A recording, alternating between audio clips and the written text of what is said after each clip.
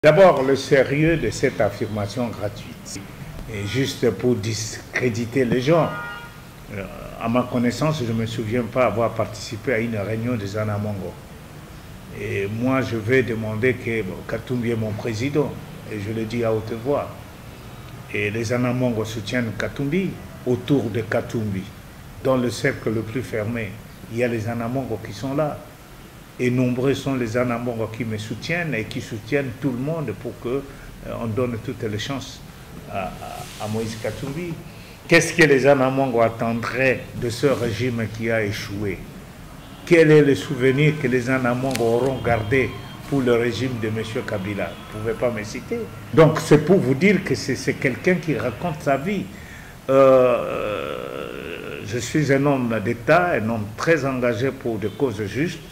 Et je crois à Moïse Katumbi, et je sais qu'avec lui, c'est l'espoir même de la refondation, de la renaissance de notre pays. Et toute personne sérieuse, je sais que tout ce qui sort, c'est pour distraire. Les Anamongo, aujourd'hui, ils sont organisés. Le président, c'est le général Ondekane. Je ne vais pas rentrer dans les détails. Et moi, je n'ai jamais participé à une réunion que préside le général Ondekane.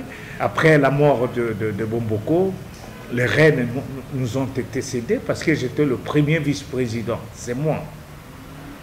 De la LINA, c'est moi.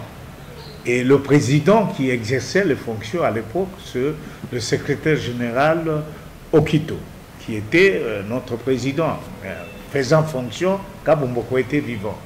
Mais juste quand on voulait mettre de l'ordre, je ne sais pas ce qui s'est passé, le général qui était le représentant provincial, c'est mon jeune frère, je ne l'attaque pas, mais c'est sûr, c'est des têtes en famille, il prendra le pouvoir à Kinshasa de la LINA et il dirige.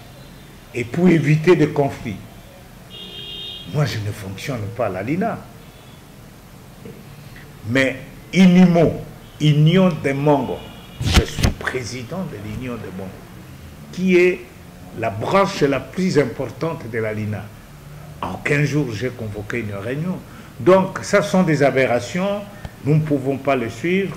Et on a choisi son cas, celui de Moïse Katumbi, et nous nous battons pour que les Congolais retrouvent leur souris, et cela va arriver. D'abord, quand on parle des élections, il y a trop de préalables. Il faut même se poser s'il y aura effectivement des élections. S'il y a la machine à voler, il faut terminer le dossier de la machine à voler. Il y a le fictif, 10 millions de fictifs que le pouvoir a glissé pour tricher. Et il y a le problème d'inclusivité dans la décrispation. Ça, ce sont les conditions qui nous permettent d'aller aux élections. Et la bataille commence, la bataille démocratique, et nous allons contraindre le pouvoir qui s'entête pour répondre à tous ces préalables afin qu'on organise les élections.